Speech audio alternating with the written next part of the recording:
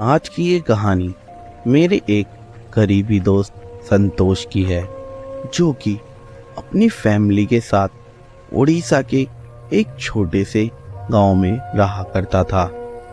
ये बात कुछ साल पहले की है, जब संतोष की उम्र सिर्फ 15 साल ही थी और उसे दुनिया के बारे में ज़्यादा कुछ नॉलेज नहीं थी और ना ही किसी नेगेटिव एनर्जीज वगैरह के बारे में कोई नॉलेज थी।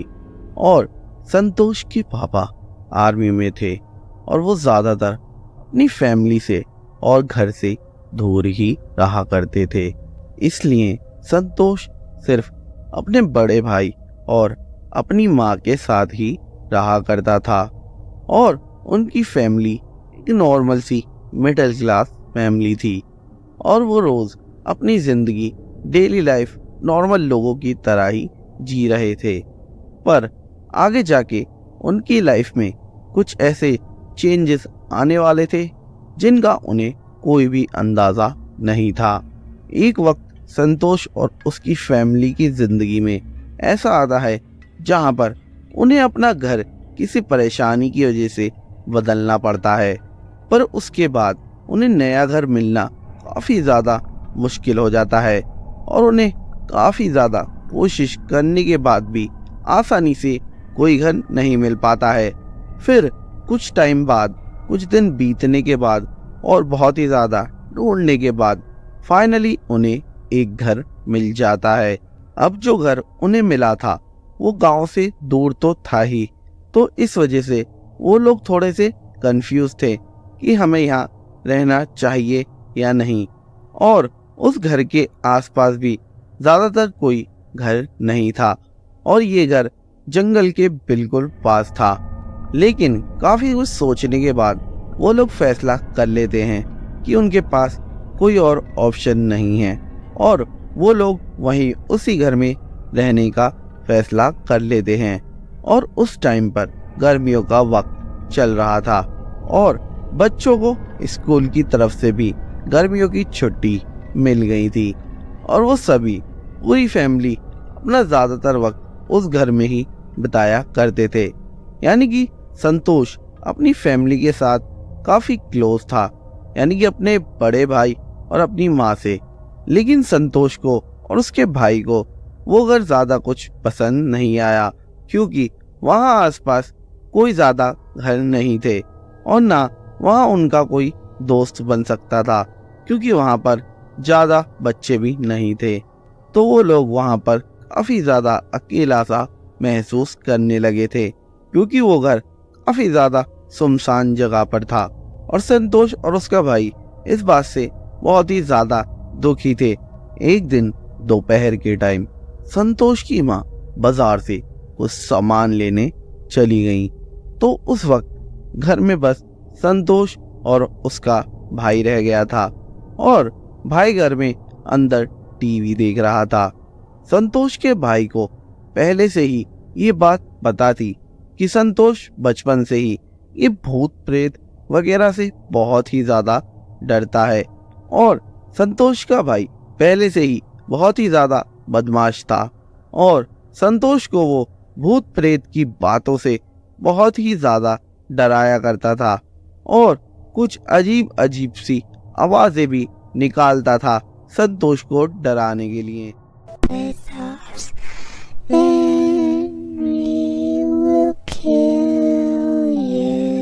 उस दिन भी उसने कुछ अजीब अजीब हरकत करके संतोष को काफी ज्यादा डराया था और संतोष अपने बड़े भाई की हरकतों की वजह से डर के मारे अपने रूम में जाकर चद्दर ओढ़कर बेड पर जाके लेट गया।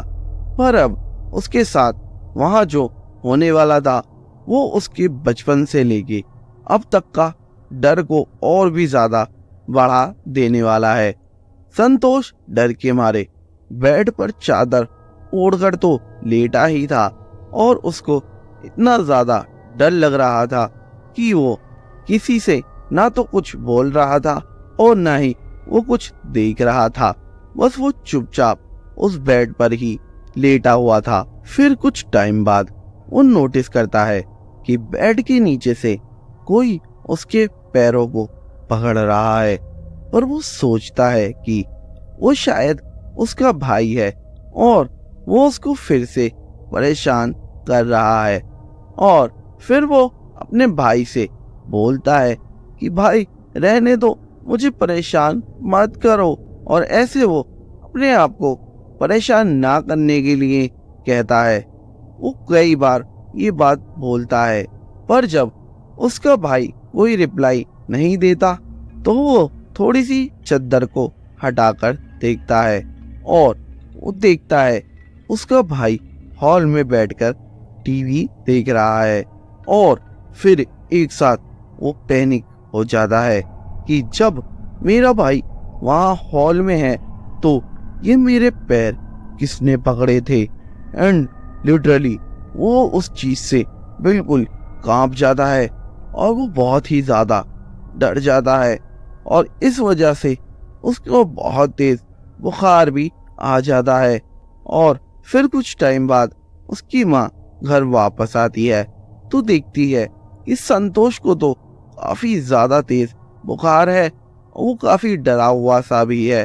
तो उसकी माँ बस उसको नॉर्मली दवाई दे देती है और सुला देती है। शाम का समय अब हो जाता है। उसकी माँ किचन में डिनर की तैयारी कर रही थी और संतोष ऊपर के रूम में अपने भाई के साथ सो रहा था। उनके रूम के आसपास से कुछ खट खट की आवाजें आने लगी थी और उसकी वजह से उसके भाई की नींद खुल गई। पर जैसे ही वो उठा वो देखता है कि रूम की लाइट्स अपने आप ही कभी चालू हो रही हैं तो कभी बंद हो रही हैं। और उसको ये कुछ भी समझ नहीं आ रहा था कि आखिरकार ये क्या हो रहा है और क्यों हो रहा है। फिर जैसे ही लाइट्स थोड़ी डिम हुई तो उसके सामने एक लंबी सी काली परछाई सी उसको दिखाई दी और पलक झपकाते ही वो चीज वहां से गायब हो गई। और उसके तुरंत बाद ही फिर लाइट्स दोबारा से तेज तेज चालू बंद होने लगी। ये सब देखकर उसका भाई बिल्कुल डर जाता है और वो अपने भाई को वहां अकेला सोते हुए छोड़कर अपनी माँ के पास नीचे किचन में भागकर चला जाता है। और वो तुरंत ही रूम में होने वाली चीजों के बारे में अपनी माँ को बताता है।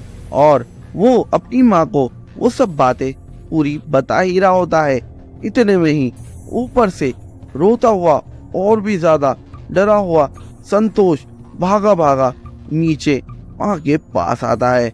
फिर उसकी माँ जल्दी से दोनों से पूछती है कि आखिरकार क्या हुआ है, जो बातें उन्होंने बताई।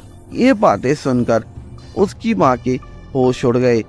संतोष बताता है कि भाई जब चिल्लाया था तो उसकी वजह से मेरी आंख खुल गई और जैसे ही मैं उठा तो मुझे रूम में किसी की हंसने की आवाज आई।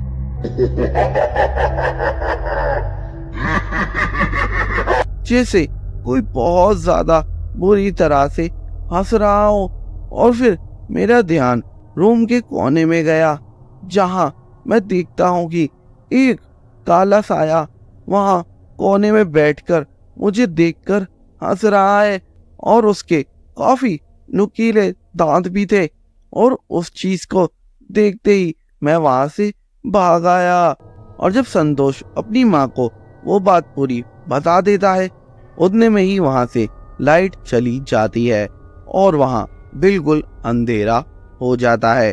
और वो अंधेरा इतना ज्यादा डार्क होता है कि वो लोग आपस में एक दूसरे को भी मुश्किल से ही देख पा रहे होते हैं।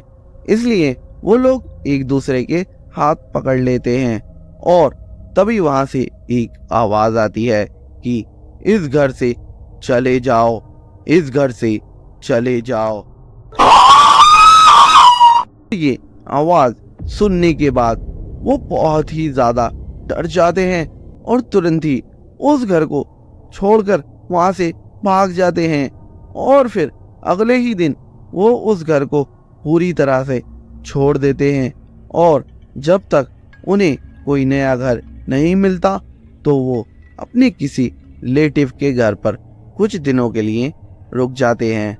ये हादसा संतोष की लाइफ में काफ़ी ज़्यादा डरावना था, क्योंकि उसने अपनी आंखों से ऐसी फिगर को देख लिया था जिसकी वजह से वो आज भी रातों को कभी कभी सो नहीं पाता है। लेकिन अब वो इन नेगेटिव एनर्जीज से इतना ज़्यादा नहीं डरता है और उसे अब पता है कि ये सब चीज़ें एकदम सच है, तो अब वो ऐसी बातों से भी दूर ही रहता है।